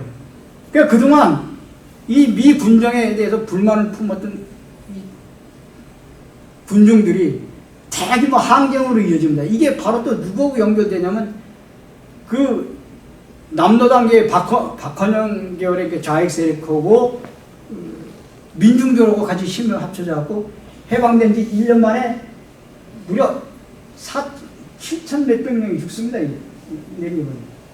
자, 됐습니다. 그런데 이때 이분이 유명한 박정희 셋째 형입니다. 대단히 훌륭하신 분이에요. 그런데 이 친일 경찰에 의해서 살해당합니다. 이 사람이 독립운동가입니다. 근데 박정희가 제일 가장 존경했던 사람입니다. 이 박상희 첫째 딸이 박영옥이에요. 이 뒤에 나중에 또 설명하고, 두 번째 딸이 박말자. 이게 누구냐면 벽상그룹하고 사돈지간이에요. 벽상. 나중에 설명드리겠습니다. 어쨌든 이 박상희가 딱 총에 맞아주니까 박정희가 눈이 뒤집어진 거예요. 그래갖고 남노당에 가입해갖고 자해 활동을 합니다. 그래서 이게 우리 여순 반란이라는 단어 쓰지 마십시오. 여순 민중항쟁입니다. 뭐 그거에 대해서 또 설명하려면 긴데 그건 줄이겠어요. 이때 1948년 10월달에 나라 건국되고 난 다음에 여순에서 항쟁이 일어나니까는 군대 내 자액 세력들을 색출하다 보니까 박정희가 남로당 뿌라치란 말이에요. 그래서 체포당해갖고 제일 먼저 박정희가 끌려간데 어디 가냐면 서울 헌병대로 끌려갑니다. 그 다음에 악명 높은 김창룡 특무대로 끌려갑니다. 김창룡이 특무대로 갔다 하면은 살아온 사람이 없어요. 다 죽었을 것 같아요. 빨리 물러가고. 자, 넘겨봐요. 이제 여순 항쟁 넘겨보세요. 그래갖고 박정희가 결국은 군법회의에 여기가 사형 선고받고 무기징역으로 받고 그 다음에 15년형으로 해서 살아남는데, 이 살아남는 게 가관이에요. 자기 동료 300명을 밀고 해갖고 넘겨보세요. 이 박정희가 여기 근데 그때 당시에 이 300명은 정말 엘리트들이었었습니다. 지금 인재들이 많았어요. 넘겨보세요. 아주 김종석 등령이 아주 무지개 유명한 사람입니다. 근데 금방 사형당한 사람이 그렇게 웃으면서 초연하게 넘겨봐요. 봐봐요. 이렇게 웃음이 나올 수 있겠냐고 말이지. 부끄러운 줄 알라고. 뭐 됐어. 이거 얘기하려면 끝도 한도 없이 넘어가는데, 어쨌든 박정희의 밀고루다 해서, 그리고 난 다음에 박정희가 또 살아남을 수 있었던 거는 정일권이, 백선엽이, 박이망, 이한비 이런 만주 군관학교 일본 육사 출신들이 구명운동을 해서 기적적으로 살아납니다. 어쨌든 보세요. 김창룡 여기 하여튼 이렇게 해서 이때 당시에 박정희가 죽었어야 되는 거예요. 그러면 우리나라 근대 역사가 엄청나게 바뀌었을 텐데, 한흥규 교수님이 그 말을 했다고 해서 조선일 보고 난리가 나고 하면 곤욕을 치른 적이 있었어요. 그렇지 않아요. 그때 당시 박정희 죽었으면 박근혜고 두 사람 대통령 자리는 확실히 바뀌었을 거 아니에요. 우리의 역사가 또 바뀌었을지 모르지.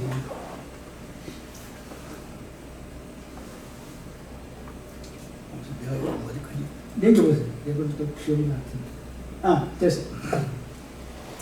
이렇게 해서 우리 남한의 해방정국에서 친일파들이 부활되는 그 과정을 좀 어느 정도 여러분들은 좀 이해가 가기 쉽게 사진 설명으로 다 하니까 좀 제 얘기보다 좀 생동감이 있지 않았겠는가, 이런 도움이 됐을 거라고 봅니다.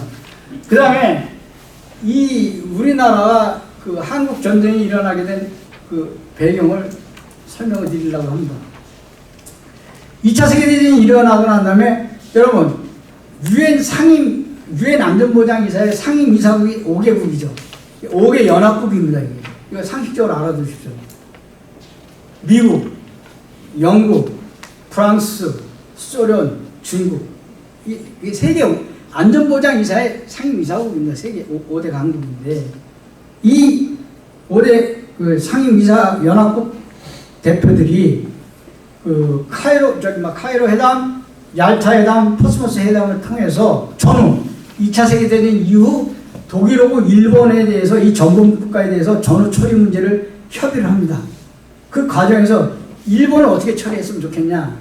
일본을 1895년 청일전쟁 이전에 농업국가로 되돌려 놔가지고 또다시 일본이 아시아에서 100년 이상 전쟁을 못해, 100년 동안 전쟁을 못하도록 모든 기계를 다 산업시설 이런 거 전부 다 뜯어가지고 아시아의 전쟁 피해 국가인 한국, 베트남, 필리핀, 인도 이런 나라도 다 나눠주기로 합의를 했습니다.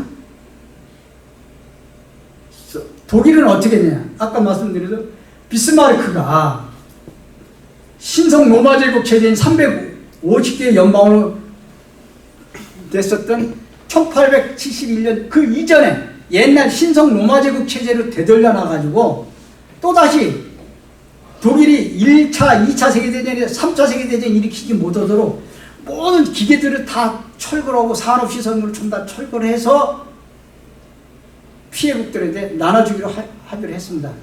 이 과정에서 연합국, 유럽 연합국은 3개 나라잖아요. 소련, 그리고 영국, 프랑스 이 나라들이 독일에 대해서 철저하게 전쟁 배상금을 물리기로 합의를 합니다. 근데 그 당시 독일은 돈이 없잖아요. 패전을 하고 나니까. 근데 이 최첨단 기계들을 갖다가 전부 다 회수해가요. 그게 소련은 그때 당시 넘겨보세요. 잠깐만요. 미안합니다. 이것을 제안한 사람이 바로 미국 재무장관 헨리 모겐스입니다. 이건 모겐스 플래닝이라고 불러요. 예? 그래갖고 이거 실질적으로 유럽에서는 이게 실행에 옮겨졌습니다. 넘겨보세요. 그래갖고 이게 그 독일의 그 VT 로켓 시설 이것을 소련이 갖고 갑니다. 그리고 넘겨보세요. 그리고 과학자들을 데리고 가요. 소련이. 그래서 이게 1949년 8월 카자흐스탄에서 핵실험을 성공합니다. 이 최초로 다 소련이. 이래 되니까는 미국도 소련으로부터 언제든지 핵공격을 당할 수 있다는 엄청난 공포감에 휩싸이게 되고 그때서부터 20세기 중반부터 미국과 소련의 냉전체제가 들어서면서 스타워즈, 별들의 전쟁이라고 해서 무한대의 무기경쟁체제가 들어섭니다. 2차 세계대전이 끝나고 나치가 항복을 하니까 이제 전 세계는 미국과 소련이라는 자본주의하고 사회주의 공산국가 두 패권국가가 딱 대립하면서 또다시 전 세계는 전쟁의 소용돌이의 공포에 휩싸이게 됩니다. 나치 독일이 패망할 때까지 소련은 프랑스, 프랑스, 영국하고 같이 미국하고 같이 같은 연합국으로 가장 아까 말씀드린 피해를 많이 입으면서 같은 동지로서 싸웠는데 이미 이제 나치가 사라지니까 스탈린에 의해서 동유럽이 공산화가 됩니다. 그게 뭐냐면 불가리아, 헝가리, 폴란드, 루마니아, 체코, 동독 이런 나라들이 흔히 나토하고 바르샤바하고 분열이 돼가지고 엄청난 갈등을 겪으면서 동유럽이 공산화가 되기 시작하죠. 이러다 보니까는 나폴레옹의 뒤를 이어서 독일의 히틀러의 뒤를 이어서 또다시 스탈린이 등장하니까 유럽의 전쟁의 공포가 전 유럽을 휩쓸기 시작합니다. 그러니까 당황하니까는 어저께까지만 해도 같은 연합국이었었는데 이제는 서로 냉전 체제에 들어서면서 서로 전쟁 일부 직전까지 일어났고 이게 마샬 정책이 뭐냐면 동유럽하고 서유럽하고 분열이 되고 서유럽의 전후복구 정책이란 말이에요. 이 마샬 정책이라는 건 어마어마한 전후복구비를 쏟아부으면서 재건을 하기 시작했고 소련의 팽창 정책을 딱 연합전선을 제하고 막아내는 게 이 마샬 정책입니다. 반대로 동양에서는 이따 이거 설명할 수 있는 기회가 있을지 모르겠습니다만 아주 좀 메모해서 질문을 내가 답변해 줄게요. 동양에서는 1949년 이거 중요한 내용입니다. 이때 49년 10월 1일 목택동이가 장개석 국민당군을 대만으로 쫓아내고 중화인민공화국을 갖다 천하통일합니다. 목택동이가. 이래갖고 유럽에서 벌어졌던 냉전, 공산주의하고 자본주의가 이거 긴장이 아시아까지 진행이 된단 말이에요. 이게 발칵 뒤집어졌어. 누가? 미국이 그동안 카이로 회담에서 합의했던 일본에 대한 전후 보상 문제에 대해서 철저히 군국주의자들을 갖다 처단하기로 합의를 했는데 이걸 다 완전히 누가? 메가더 사령관이 백지화를 시킵니다. 만약에 일본을 독일하고 똑같이 가혹하게 전쟁 배상금을 물리게 될 것 같으면 일본까지 공산화가 진행되니까. 왜? 벌써 소련, 중국, 북한까지 공산화가 됐잖아요. 남한도 코앞이야. 그러니까 여기 전부 다 이 동양까지 다 세계가 공산화가 되는 여기 일본 직전까지 오니까 결국은 메가더 사령관이 일방적으로 한국전쟁이 한참 진행 중인 샌프란시스코 강화조약 체결해가지고 이 샌프란시스코 강화조약이라는 것은 뭐냐면 태평양 전쟁의 침략국이자 패전국인 일본에 대해서 전쟁을 일으킨 책임을 물어가지고 가혹하게 전쟁 배상금을 물리기 위한 그런 회의였는데 일방적으로 모든 전쟁 배상금을 중단하고 모든 기득권을 포기하고 군국주의자를 다 부활시킨단 말입니다. 그래서 이 샌프란시스코 강화조약이 체결되면서 일본에 다시 군국주의가 부활하기 시작하는 겁니다. 이 샌프란시스코 강화조약의 잘못된 체결로 인한 그 피해가 오늘날까지 우리한테 지금 닥치고 있는 거예요. 일본은 아시아 전쟁 피해 국가한테 사죄하기는커녕 일본의 모든 군국주의자들을 다 다시 미국에 의해서 군사 전략에 의해서 다시 되돌려놨단 말입니다. 부활시키고 그 피해가 아시아 전쟁 피해 국가한테 사죄하기는커녕 미 군사 동맹 체제를 유지하고 다시 군사적 긴장을 고조시키면서 독도가 일본 땅이라고 그러고 정신대 할머니 돈 벌려고 일본으로 다녀갔다고 하고 참여했다고는 이런 마음을 하는 그 이유가 이 샌프란시스코 강화조약의 잘못된 체결로 인한 피해가 지금까지 오고 있단 말입니다. 그리고 일본은 더 보세요. 정확한 사실은 이게 여러분 이게 아시는지 모르는데 브루스 커미스 교수가 시카고 대학교 교수인데 샌프란시스코 강화조약을 체결한 그 목적이 미국이 동북아에서 일본을 거점으로 한 군사 전략을 갖다가 구축하기 위해서 의도적으로 일본이 그 패전국으로서 전쟁 펴갖고 엉망이 된 일본 경제를 갖다 부흥시키기 위해서 발전시키기 위해서 의도적으로 한국전쟁을 일으켰다라는 이 무지막지한 보고서를 써냅니다. 이거 우리나라 사람이 쓴 거 아니에요. 미국 시카고 대학교 교수가 한 얘기예요. 이게 한국전쟁의 기원이라는 책을 내가 무려 놀라지 마십시오. 내가 이게 자료 보려고 5번 읽었어요. 5번. 그래서 이런 강의, 이런 내가 지금 말씀드린 내용도 여기 많이 포함됩니다. 이거 근거 자료 없이 얘기하면 안 돼요. 잠깐, 그리고 여기서 사진 설명이 뭐냐면 저 끝에 사진 보입니까? 저게 피카소가 그린 거예요. 예.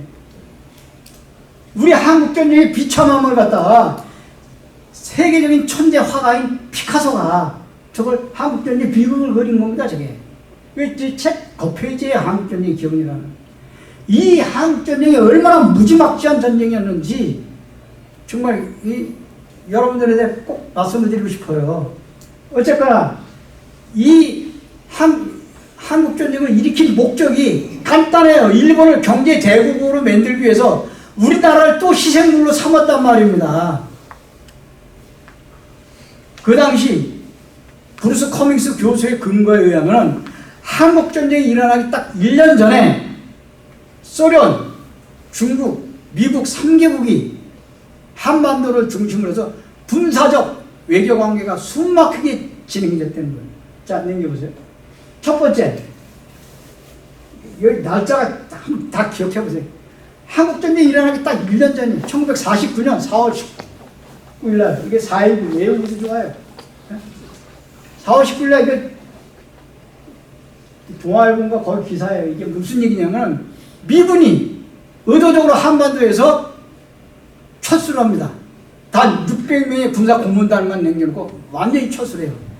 두 번째, 이게 에치슨 라인인데 이게 뭐냐면 동북아에서 여기 중국하고 소련하고 만약에 사정권 내에 들어가 있는 한국하고 일본이 공격을 당하면 바로 미국이 즉각 핵무기로다가, 이거 핵우산이라고 하죠. 핵무기로다가 공격한다는 그런 제안입니다. 근데 여기서 의도적으로 에치슨이 누구냐면 미 국방부 장관이에요. 그 당시 에치슨이 폭탄 선언을 합니다. 그래갖고 이게 한국을 의도적으로 뺐어요. 에치슨 라인에서. 그러니까 북한 김정일이가 전쟁을 유도시키는 거죠. 아, 이거 내가 만들어내는 거 아니에요. 이게 사실이에요, 다. 그러니까 북한의 김일성이가 오판하겠구나. 일부러 유도하면 전쟁이 하라고. 그러니까 김일성이가, 애치를 다니면서 이거 대한민국을 제외시켜? 그래서 바로 어딜 가냐면 소련을 갑니다. 김일성이가 한국전쟁이 일어나기 2달 전에 4월 10일 날 소련에 가갖고, 스탈린 만나갖고, 지금 남한에 미군이 철수를 했으니까 군사적으로 뻥 뚫려져 있다. 그러니까 한국전쟁에 필요한 군사적 지원을 좀 해달라고 지원 요청해서 간 거예요, 이게. 박헌영이하고 같이 간 겁니다. 넘겨보세요. 이때. 그러니까, 스탈린이 안 된다. 소련이 직접 북한에다가 군사적 지원을 해주게 되면은 3차 세계대전으로 확대될 수가 있으니까 이건 못하겠다. 그 대신에 중국 목택동한테 외교 문서를 내가 보내줄 테니까 중국이 군사적 지원을 해줄 수 있게끔 도와주겠다. 그래서 다시 이게 목택동이를 만납니다. 김일성이가 한국전쟁이 일어나기 딱 한 달 전에 한국전쟁에 필요한 군사적 지원을 해달라니까 목택동이 기꺼이 이걸 받아들여요. 자, 넘겨보세요. 이게 친선입니다. 이게 김일성이고 박헌영이고. 그래가지고 이게 나중에 넘겨보세요. 자기 아들 모한영 이게 죽습니다.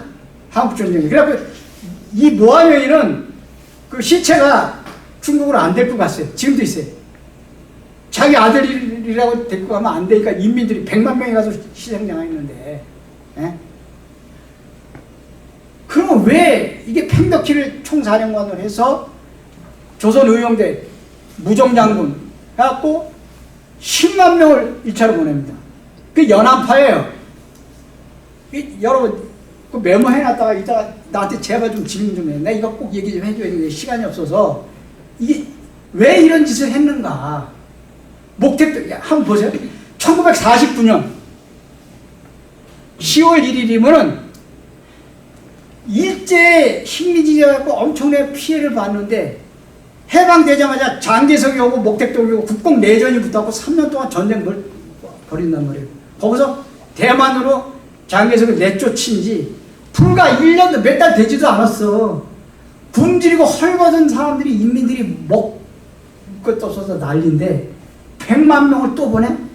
마오, 목택동이 마오라는 마오, 주울레 등등 이 사람들이 참모들이 정신이 있냐고 말이지. 그럼 왜 그랬을까? 그거는 북한이 생명의 은인이기 때문에 그랬죠. 그거를 내가 시간이 있으면 내가 말씀드리는데 참 답답해요. 어쨌든 그렇게 해서 무정장군, 무정 유명한 연합파 조선의용대 총사령관 했던 사람이 그 사람들이 태양산 전투에서 생명을 살려주고 팽덕희 주울레 다 됐어요. 그래서 기꺼이 좋다. 조선의용대가 아니었었으면 우리 다 죽었다. 그러니 북한이 군사적 지원해달라니까 그래서 지금 트럼프고 뭐고 절대 북한을 공격 못합니다. 이 사람들이 목택동이고 다 생명의 은인들이에요. 우리 조선의용대가 태양산 마전 전투에서 조선의열단들이 그러니까 그만하고 어쨌든 그렇게 해서 이 사람들이 연안파들이 3파선에 전면 배치돼갖고 탱크를 밀고 내려온 거예요. 이거는 내가 한 소리가 아니라 이게 비밀 해제 기간이 된 거, 50년이 지나면 비밀 해제 기간, 한국전쟁에 대한 이거 자료가, 이거 미국 자료예요, 이게. 그 당시 미국은 한국전쟁이 일어난다는 건 손바닥 보듯이 다 보고 있었다고. 대규모 군사이동이 있었던 거고, 다. 왜 이랬어? 아까 브루스 커밍스 교수가 말대로 의도적으로 한국전쟁을 일으킨 거란 말이에요. 우리 민족을 또 이렇게 분단시킨 것도 모자랐고, 의도적으로 또 한국전쟁을 일으켜서, 일본을 세계 경제제국을 만들기 위해서 이런 짓을 했다는 거에 대해서 피토할 일이란 말이에요. 난 이런 자료 준비하면서 참 많이 좀 그래요. 제가 말이 좀 거칠죠, 많이 표현이. 그래서 일본에 샌프란시스코 강화 조약 맺고 일본은 세계 경제 대국에서 이제 공산화 막으려고 이게 된 겁니다. 냉겨보세요. 자, 이 사진 이게 참 비극이죠. 이게 우리 죄 없는 한국 전쟁이 이렇게 비참합니다.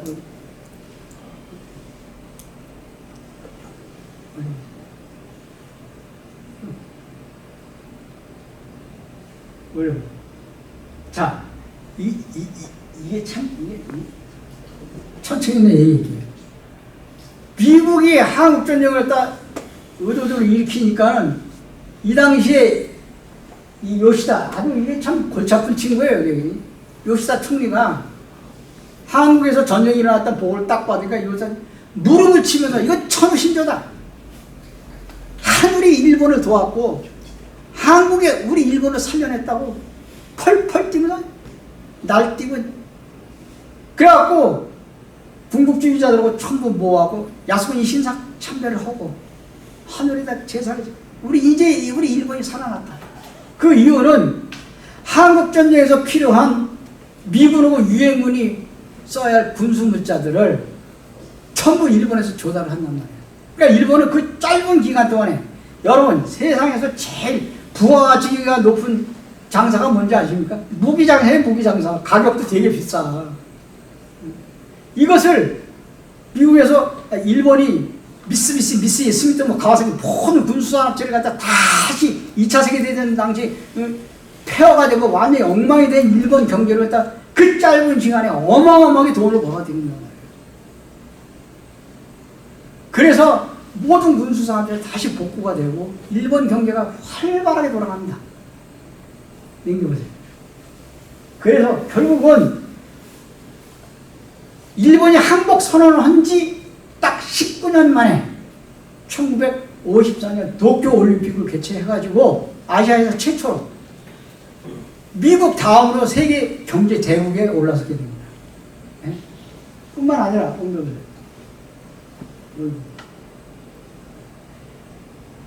이렇게 해가지고 일본은 세계 대전에서 패망과 동시에 완전한 독립국가가 되고 세계 미국 다음으로 다 G2가 됩니다. 그때는. 지금 G2가 어디죠? 중국하고 미국이지만 그때는 일본을 세계 제2의 경제 대국으로 의도적으로 만든 게 누구 때문에 그랬어요? 우리 민족의 피를 흘리고 우리 민족의 희생 속에서 일본이 저렇게 살아남았다는 것은 미국의 공작에 의해서 이렇게 됐다는 것을 여러분 잊어서는 안 됩니다. 이게 다음 시간에 내가 또 중요한 자료들이 너무 많은데 야 잠깐 시간을 보고 하는데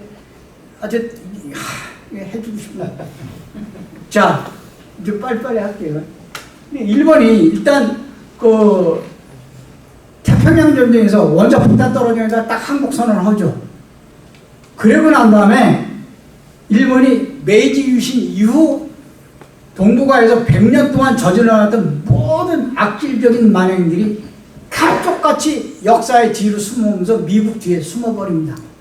그 이유는 잠깐만요. 그 이유는 미국과 소련 간의 냉전체제가 시작이 되면서 대리전쟁이 붙는 거예요. 이제 또 해방이 되니까 같은 동족 간에 피비린내 나는 전쟁이 벌어진단 말입니다. 그 첫 스타트가 뭐냐면 장개석이 오고 목택동이 오고 국공내전이 벌어진단 말이에요. 예? 일본이 패망했으면 평화가 와야 되는데 미국과 소련 간의 대리전쟁이 붙은 거예요. 그러니까 한국전쟁도 마찬가지잖아요.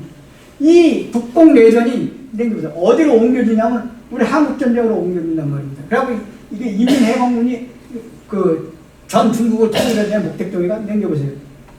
그리고 이 한국전쟁이 어디로 이어지냐면 베트남 전쟁으로 이어지잖아요. 그래서 일본이 항복 선언한 지 30년 동안 1975년, 그러니까 1945년에 1975년 30년 동안 아시아의 식민지 국가들이 또 내전을 벌이면서 엄청난 피해를 봅니다. 그 종지부를 찍은 게 바로 이게 베트남 전쟁이에요. 유일하게 미국이 항복 선언하고 도망간 나라예요. 이게.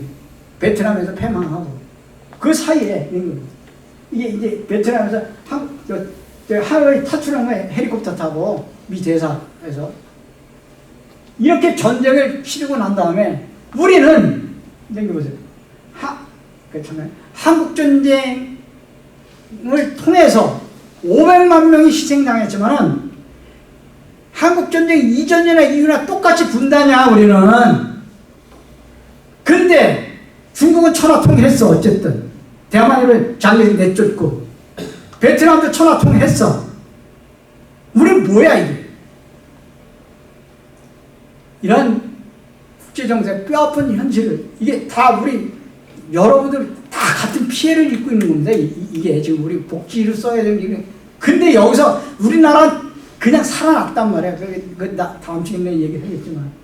그 당시 미국 정책은 처음에 어떤 정책을 폈냐면은 카이로 회담에서 합의한 대로 태평양 전쟁, 2차 세계대전 끝나고 나면 나치는 독일 군들은 그 네른베르 그 재판을 통해서 유럽에서 5천 명을 죽여버렸습니다.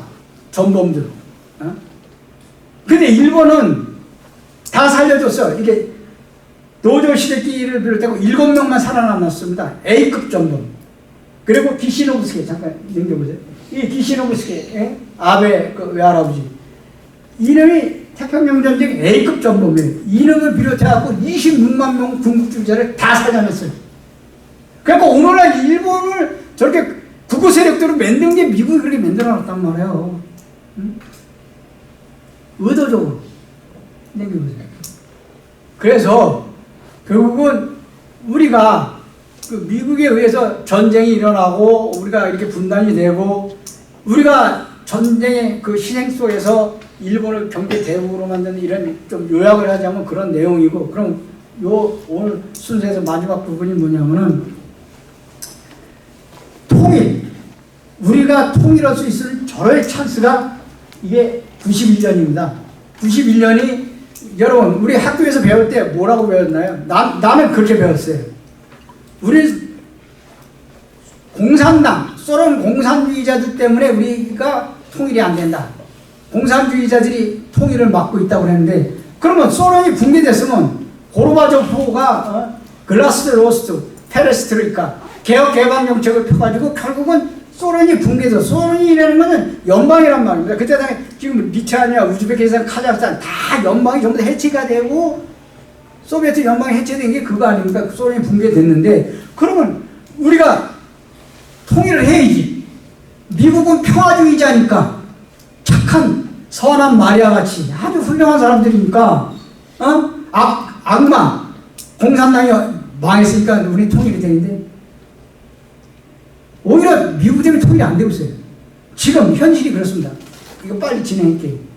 이때 소련이 붕괴되고 난 다음에 누가 통일을 하냐면 이게 조지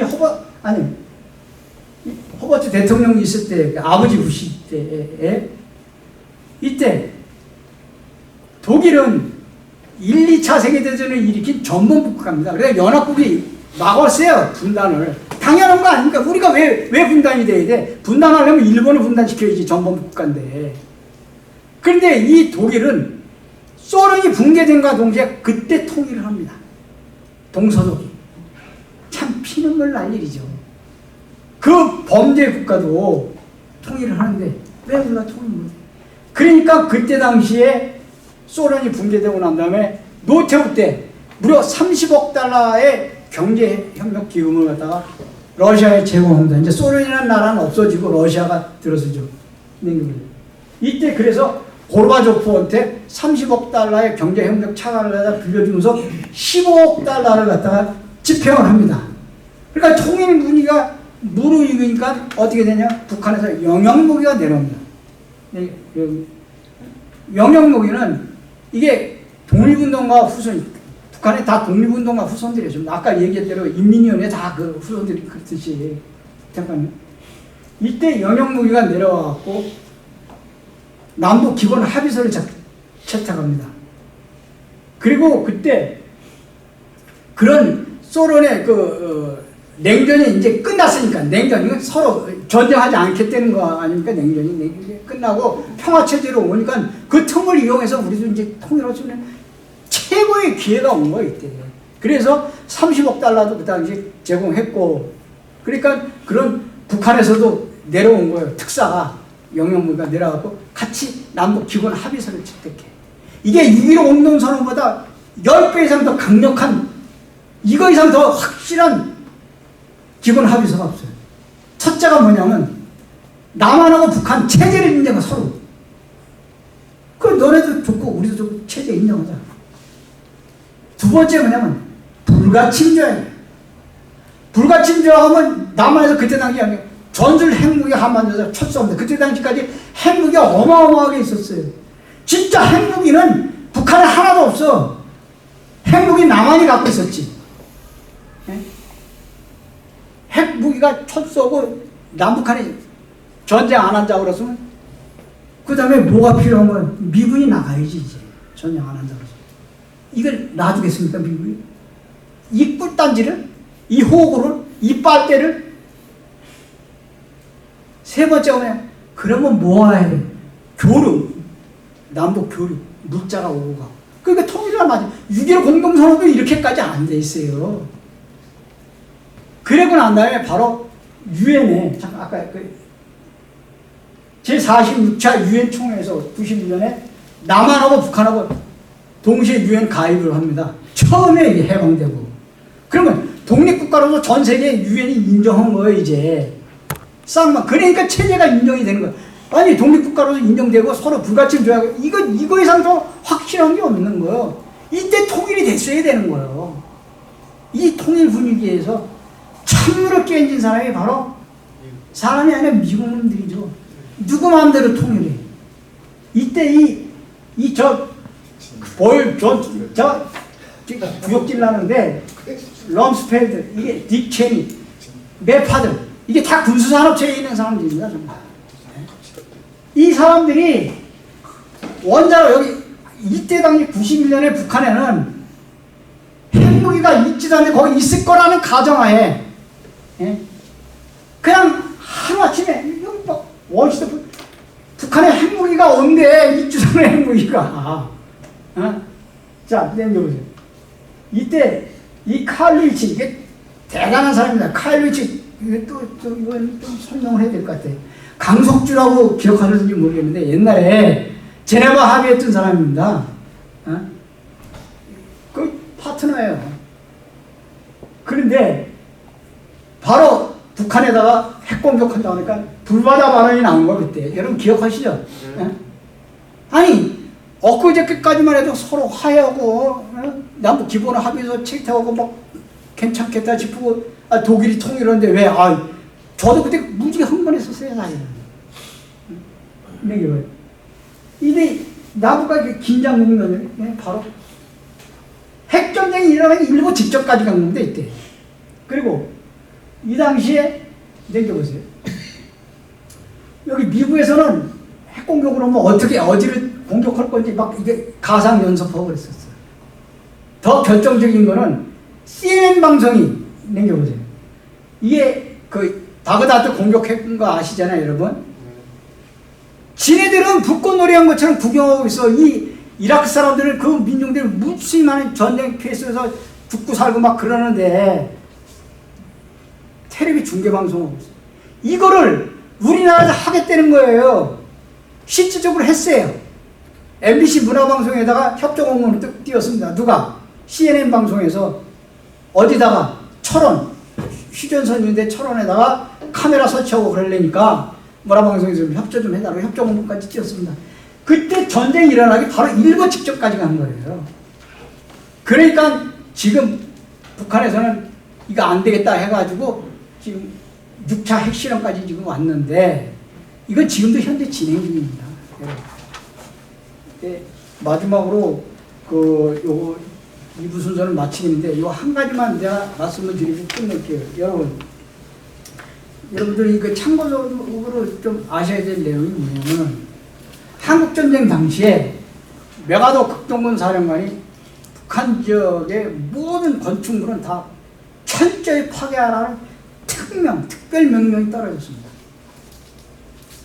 미국이 한국전쟁 3년 동안 쏟아부은 폭탄의 양이 미국하고 일본하고 태평양전쟁 때 사용했던 폭탄의 양이 50만 톤입니다. 근데 이 50만 톤보다 14만 톤이 많은 64만 톤의 폭탄을 쏟아붓어요. 우리 한반도에다가. 근데 일본하고 미국하고 태평양 전쟁이 벌어졌던 그 지역이, 예? 우리 한반도에 비해 수십 배나 넓어. 근데 이 좁은 한반도 땅덩어리에다 집중적으로 64만 톤의 폭탄을 쏟아부으면서 남북한 백성 500만 명이 희생당했다. 그리고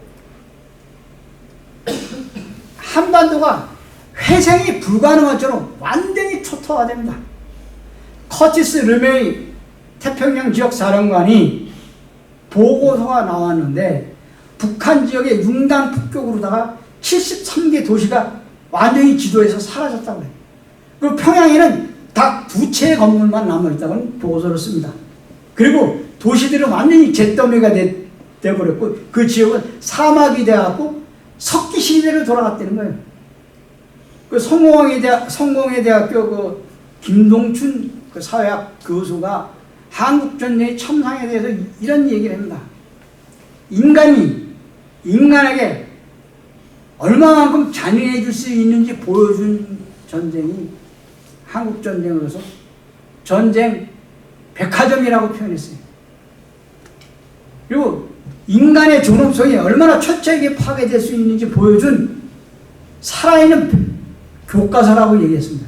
이렇게 한국전쟁의 그 비참함을 우리 조상들이 겪었고 우리는 이런 거를 잊지 말아야 된다는 것을 여러분들이 메시지 전달이고 2부 순서를 마치겠어요.